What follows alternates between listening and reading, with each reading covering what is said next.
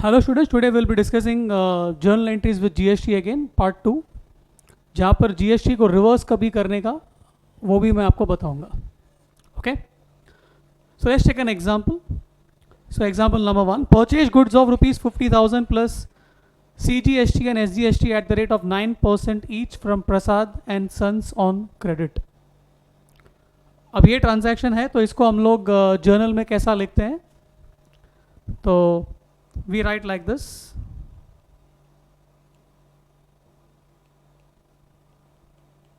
Purchase account debit, we write 50,000, correct?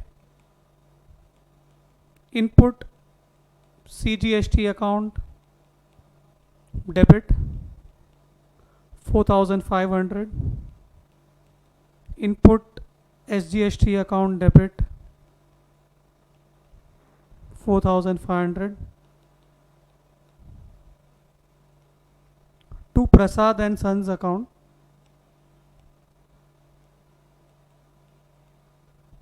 59,000. This is the journal entry we write when we buy the goods by paying GST on credit. अभी आप सोचो कि ये purchase किया हुआ goods के साथ क्या क्या हो सकता है. ये गुड्स परचेज रिटर्न हो सकता है, फ्री सैंपल के तौर पे हम बांट सकते हैं, बिजनेसमैन घर पे लेके जा सकता है, जल सकता है, चोरी हो सकता है.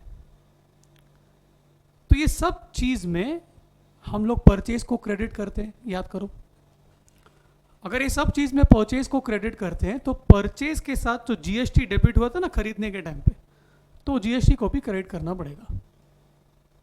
सो लेट्स डिस्कस, एक एक एग्जांपल डिस्कस करते हैं. अभी समझो, लिखा है goods of rupees 2,000 out of the above purchases distributed as free samples.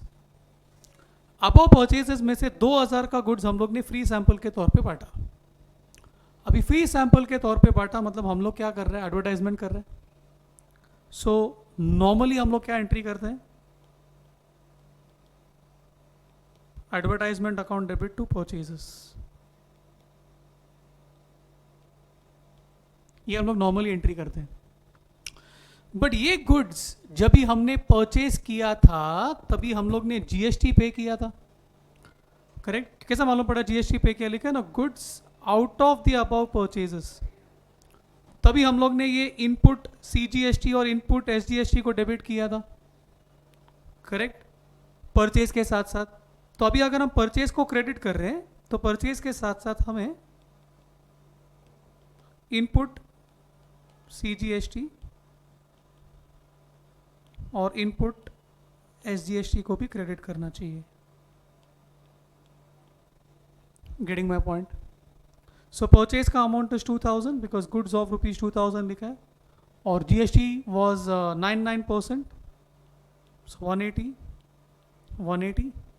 सो 2360 से एडवर्टाइजमेंट डेबिट होएगा. Clear? Example 3, out of the above purchase, goods of rupees 5,000 were destroyed by fire and the goods are uninsured. अभी goods destroyed by fire है और वो uninsured भी है, मतलब insurance वाले से आपको एक भी रुपया मिलने वाला नहीं है.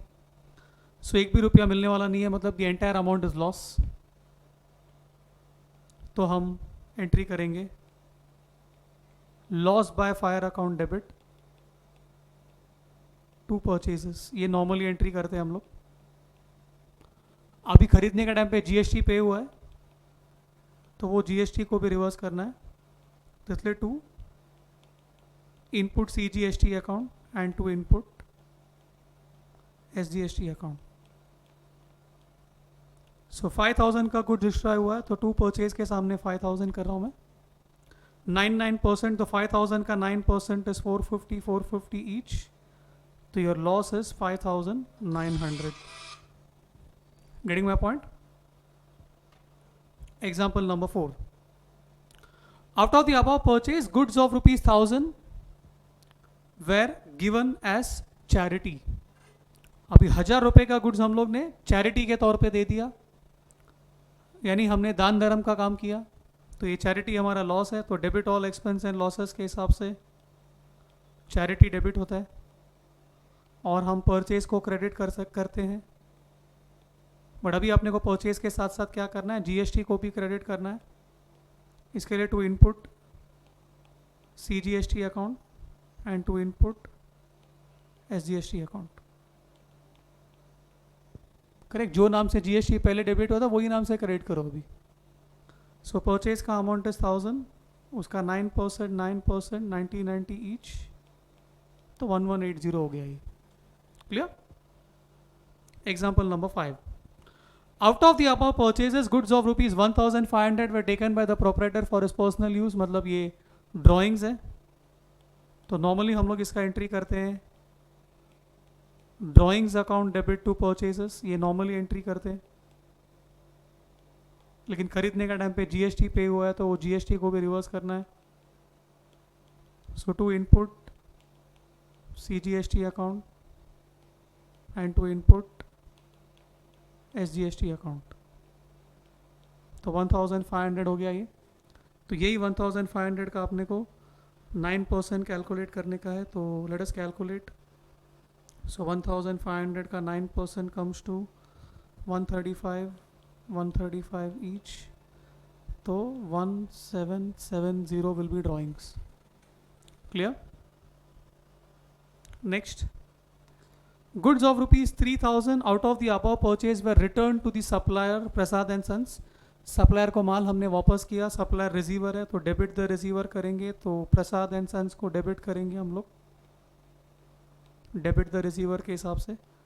टू परचेज रिटर्न्स करेंगे,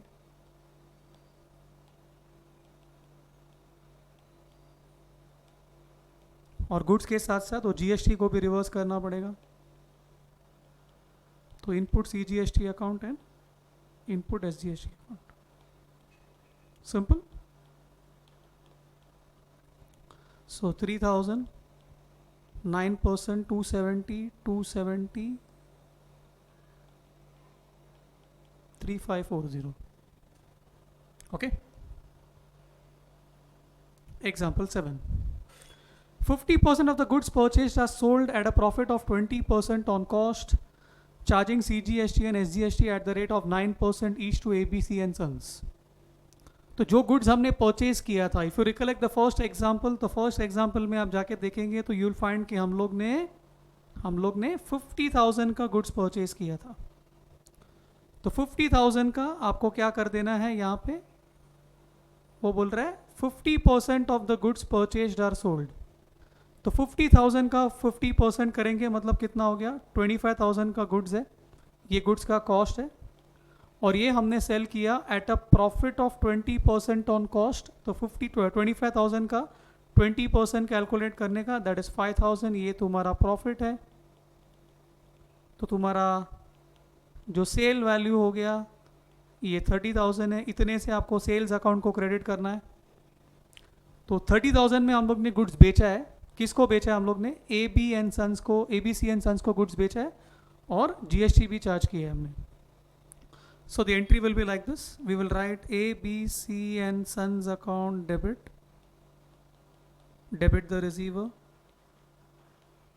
to sales का amount will be 30,000, and since हम goods बेच रहे हैं अभी, इसके लिए आएगा to output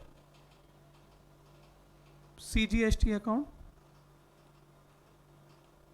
and that will be 30,000 का 9%, that is 2700, and output SGST account again 2700। So 35,400 से हम लोग ABC and Sons को डेबिट करेंगे, because that is the amount that will recover from them, GST को भी पकड़ के। Example 8, ABC and Son ने 10% ऑफ द गुड्स रिटर्न कर दिया जो हम लोग ने उनको बेचा था। सो सेल्स का फिगर वॉज 30,000, तो 30,000 का 10% कैलकुलेट करने का, दैट कम्स टू 3,000। इतने का गुड्स हमें वापस मिल रहा है, तो लॉस हो रहा है हमें, तो debit all expense and losses के हिसाब से हम सेल्स रिटर्न्स को डेबिट करेंगे 3,000 से। 3,000 कैसा आया, 30,000 सेल्स का फिगर था, उसका 10%। अभी जब हमने गुड्स बेचा था तभी हम लोग ने जीएसटी चार्ज किया था तो तभी हम लोग ने ये आउटपुट CGST और आउटपुट HGST को क्रेडिट किया था, अभी हम उसको रिवर्स कर देंगे। तो सेल्स रिटर्न डेबिट होगा, तो उसके साथ साथ आउटपुट CGST डेबिट होगा 3000 का 9%, दैट इज 270। आउटपुट SGST भी डेबिट होएगा 270 से 2A B C and sons account 3540। Clear? One last example. Rent of rupees 10,000 received on business premises let out along with GST at the rate of 12%. So business का जगह आपने let out किया मतलब क्या, भाड़े पे दिया, एंड आपको रेंट मिला GST के साथ 12%। इसका मतलब आपका जेब में 10,000 प्लस 12% आया, इसका मतलब आपके जेब में 12,000, 10,000 प्लस 12%, तब आपका जेब में 11,200 रुपये आया। ठीक है, तो जेब में 11,200 आया, तो हम लोग क्या करेंगे, हम लोग लिखेंगे कैश बैंक अकाउंट डेबिट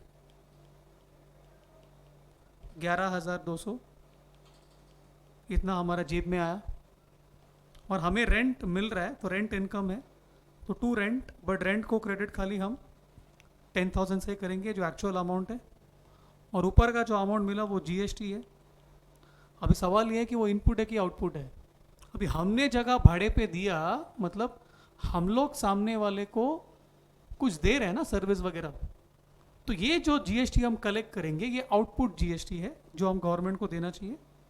तो इसके लिए ये आउटपुट CGST अकाउंट को क्रेडिट करेंगे, 12% है, मतलब 6% करना पड़ेगा, और ये आउटपुट SGST अकाउंट हो जाएगा।